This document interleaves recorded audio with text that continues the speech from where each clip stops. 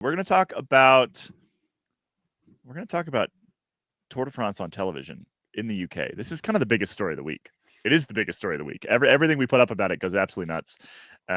Even with our predominantly majority American audience, I think because we all feel this one kind of viscerally. We've all been through the ringer in the last couple of years, like we all cut the cord, and then in place we have 7 new cords that are all more expensive, and we're all what is the story? We're trying to figure out how to. Okay, the story. Well, Johnny, you tell me. You're going to be impacted by this. And I was enjoying. Caley was teeing it up for it. It was taking him. He's going to get there. I just thought if people have been living under a rock, maybe because they don't have a TNT Sports subscription, they won't have heard the story. Basically, huge price hike from the nice fellas at Warner Brothers Discovery. It's going up 443% because they're folding the cycling coverage into their premium offering, along with Champions League football, a bit of Premier League football, a lot of rugby, and they're selling it to us so kindly for in a one premium bundle, which is obviously what everyone wants. Basically, within the past few years, it's gone from paying £20 a year for GCN Plus, which is maybe the reason why that whole thing went under, to then being able to pay $6.99 a month for Discovery Plus, GCN, a billion different names, and now it's finally happened. Cycling fans feel they're being price gouged, which may or may not be fair. It depends if you are a consumer without unlimited money, or if you are maybe a C-suite executive at Warner Brothers Discovery. Yeah, I feel like that division applies to a lot of things. Like if you're a C-suite executive, you might view prices just a little bit differently, and I think that's definitely the case here. I mean, I think you put it really well in the story you wrote, Johnny, when you calculated 443% was the uptick there. Just a small increase in the price, nothing really there. That really says it all. That amount, it's quite a lot. And along with that, because it was announced last year that Warner Brothers Discovery, I always pause before because I'm never sure whether I'm supposed to call them Eurosport, which is also ending in the UK but currently in Europe, or whether I'm supposed to call it TNT Sports, which is like a newish brand at least in the UK, which no one really knows, or Warner Brothers Discovery. Anyway, they've bought the exclusive rights to the Tour de France from 2026. So this year we'll have one final year in the UK for ITV to show it free to air on their classic live and highlight show. And then they have Warner Brothers Discovery have clarified that the entire Tour de France is going behind the paywall, and the free to air offerings are highlights on like cable channels in the UK. And we're also going to get like an ultimate cycling magazine show with Orla and Adam Blythe. So that's what you get for free, which kind of it's weird to put the magazine show on free to air when what they're talking about you can't watch. That's been the whole confusing thing for me of this. So this has been an awkward segment because I'm trying to like have a balanced conversation. I listened to the cycling podcast this week, and they had like a nice nuanced conversation without getting too sort of like, this is rubbish. I mean, was Daniel Freeb on that episode? Because he was, and Rob Hatch, who's one of the commentators on Warner Brothers Discovery, was on the episode, but then had to be ushered out of the door for that conversation to take place. Who I feel a lot of sympathy for, because there's not many cycling commentary jobs around, so he kind of has to grin and bear it, I would imagine. But a lot of the arguments coming out of Warner Brothers Discovery and being mooted by the likes of Rob Hatch and Orla is that this is gonna grow the sport, because the free to air stuff and like that they're showing is more in line with like the YouTube generation, and no one watches TV anymore and all this bullshit stuff, which is bullshit, because I'll tell you for free, kids aren't watching pro bike racing. Sorry, that's just kind of like, most kids are not doing that. And you can't just watch clips of like people talking about something that no one's watching, and that doesn't drive you to watching the thing itself.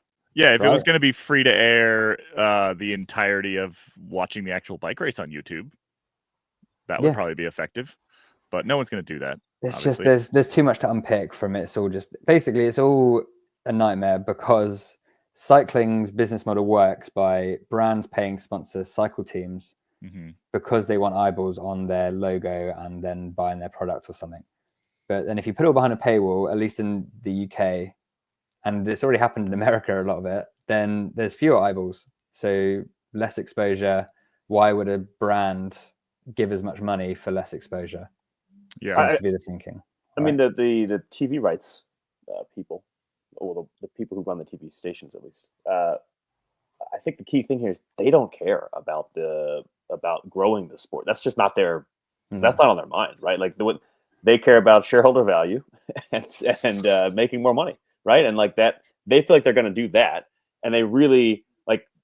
Rob, I think, cares about the sport growing, right? But he's not the one making the decision, right? And I think the commentators who are kind of like us, they're members of the cycling media, they care about the sport growing, but they're not the ones making the decisions. And the ones that are not really concerned about these things, that's just not their primary, secondary, it's a tertiary motivation. I don't care at all. It's like on Reddit, I saw like you know how it's all algorithmic now, so like R snooker or whatever popped up, and they were complaining about the price increase because they're basically the same as cycling, where they've been chucked into this premium category like all sport has. And like I don't really care about the game of snooker and that growing. So then I could in that small moment I could empathize with the Warner Brothers executives who've made this decision. But it sucks for everyone. Like niche sport, maybe we had it too good for too long, right? Maybe Eurosport was GCN was the peak. Era. GCN Plus was the peak, right? And we knew the second it started to go away, when we wrote that initial story last fall that was like GCN's for sale, and we knew that this was starting to collapse. Basically, this was always the end result, right? Yeah. In media, what happens is things unbundle, and you pay for them individually, and then someone says, you know what we should do is we should take all these things and we should put them in one thing, and then people can pay one time for all this stuff. You can bundle it back up, and it just happens over and over again. It goes bundles and unbundles and bundles and unbundles. And we had this brief moment, because our sport is smaller than some of the others, we had this brief moment where we could just pay for cycling. And that was always going to be temporary, unfortunately. And I'm not saying that's a good or a bad. It's the fact that it's temporary is a bad thing, but it's also just not surprising. It's just the way that these things they shake out, right? Like the promise of the cord cutting and getting rid of cable and all those things. You know, we're just going to end up back with cable packages, and it's going to be, you know, most of us cut the cord 5, 6, 7 years ago. Just put inflation in there. It's going to be more expensive than we remember it being, right? Like that's just where we're going to end up back to at some point here. All these companies there's mergers and acquisitions happening all over the place. You know, all the brand names that you just discussed, Jonny, TNT, Discovery, Eurosport, Warner Brothers, they're all now the same. It's the same company, right? They're all just sort of smooshing back together. And what that means for us, or for you, I should say more specifically, because we're on the NBC Peacock train over here, it means that you have to pay for Premier League rights with your cycling rights, right? Yeah. That's what you're doing. You are helping to subsidize the whatever billions of dollars that Warner Brothers paid to get the Premier League. And the snooker folks are doing the same thing. Snooker, sorry. They're doing the same thing. Snooker. They're doing the same thing. Yeah, everybody's subsidizing getting Premier League rights for, I don't know, how many billions of dollars? $6 billion or whatever the hell they are. And that's just a sort of unfortunate reality, right? Yeah. So first of all, Warner Brothers Discovery, I think I read the other day that the debt they're servicing is like 40 billion at the minute or something. So they're basically down to 37. Okay. Down to 37. Give them some credit. Yeah.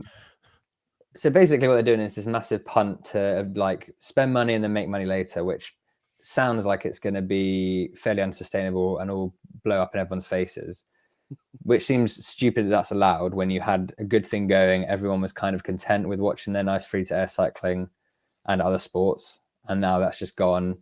And the threat to losing free-to-air sport on TV is massive. Like we lost cricket 2 decades ago now.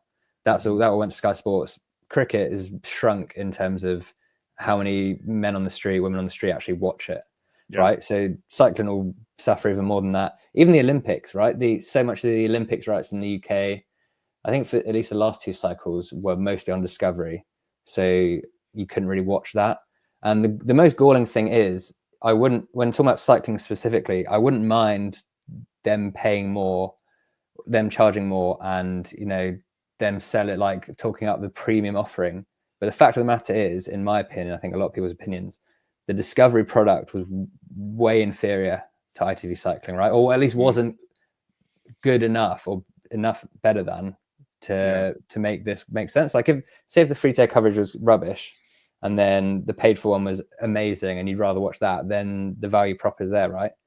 And I think with ITV, the reason they probably didn't, bid again is maybe a change in strategy and realizing which way the tide's going in terms of all these, not holding on to these properties when all the sport's going behind the subscriptions. And I think less popularity in the Tour de France after the Froome and Geraint Thomas. I think they look at the piece of paper as well and they're like, right, we're paying this amount of money, we're getting this fewer viewership, and that's it.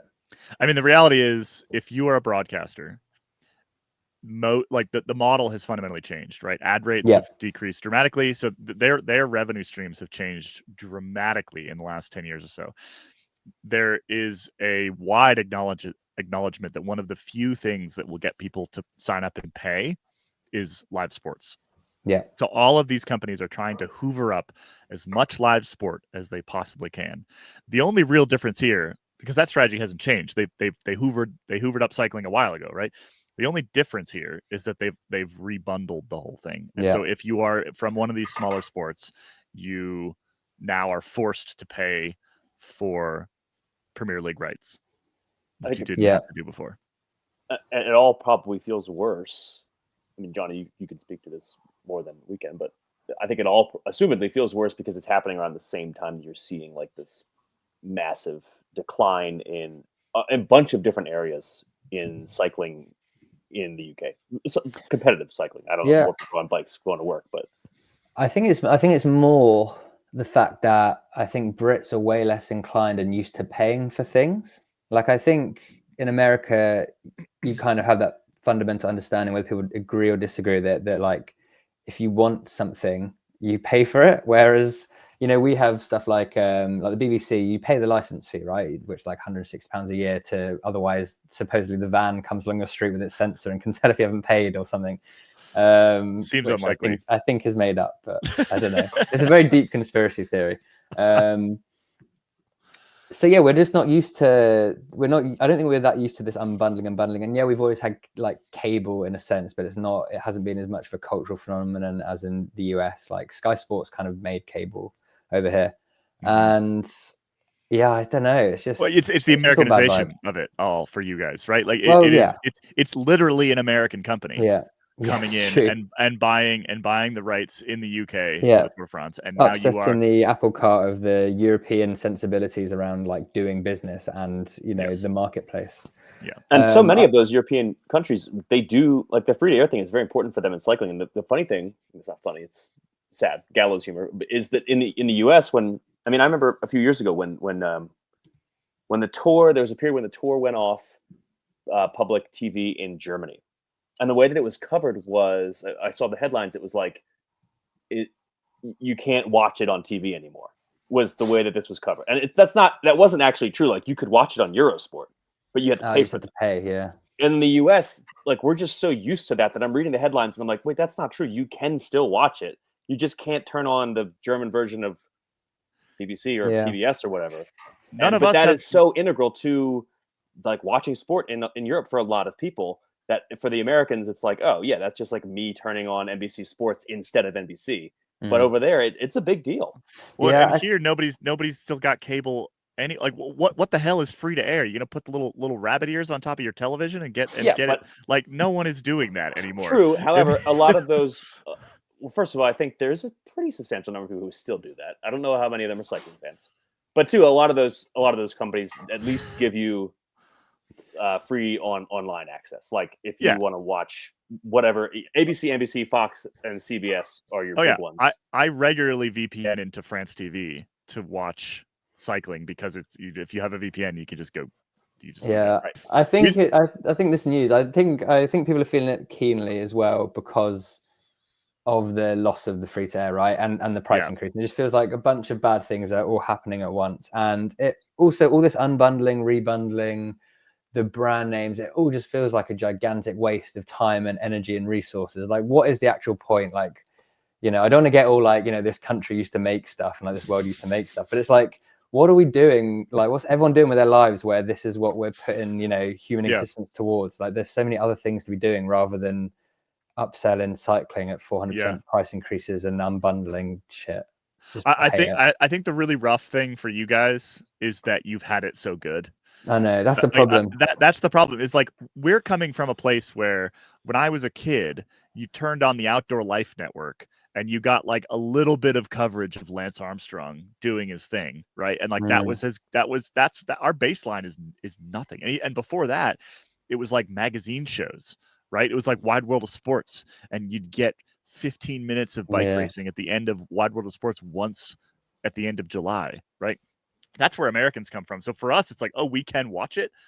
I will pay. Yep. Right? Like that's where we are. And it's just a very, but you know, we are the outliers there within cycling, because the UK, France, Belgium, you all have had really, really good free to air coverage, and that has helped the sport remain strong and help the sport grow. And I think that as we sort of pull this back, yeah, it sucks that you guys have to pay more. It sucks that you know, ITV is going away. But like the underlying problem here, and the reason why it's such a big deal, is because this is like, potentially, if this is a trend that continues, it's devastating for cycling. Yeah, it's absolutely devastating for cycling, because there is just no internal advocate at Warner Brothers that's saying, yeah, but what about like the health of the sport?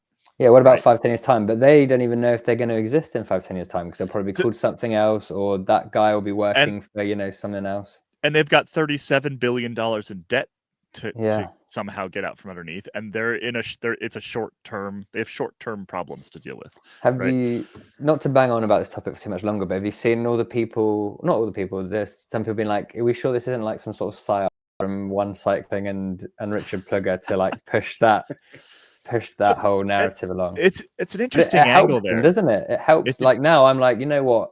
I'm opening my doors to the Saudi paylords. I'm like, if you could just like fix it and like subsidize the whole thing on like a £5 a month platform, I'll give you the money that you can spend on doing weird and harmful stuff. Jonny was going to skip the Outlaw Tour, but he's all in now. He's going to go. He's next flight to Riyadh. Put me on it. All right, that's probably enough. Definitely enough. We got fired up about this one. It sucks, man. It sucks in so many different levels. Yeah, it sucks the sport. It sucks for our British friends. I hope other people care. I feel like it's weird when it's like a British like problem or UK island problem. Yeah, because it feels very insular. But it really is an everybody. It's an everybody problem, right? Because like I said, it's bad for the sport, and so maybe it's a problem for 5 or 10 years down the line for everybody else. But like, if Belgium followed suit and France followed suit and all the rest, then all of a sudden you're taking this particularly for the Tour de France this summer, where, you know, half the Western world is turning on the Tour de France to watch it in the morning, and that goes away. That's a real. No one will bother. No one who's a casual viewer of the Tour de France will bother to pay £31 a month to watch it. They will just find something else to do. The only chance that we stand is if they're already fans of the Premier League and they're paying for that, right? Yeah. Or even then, yeah.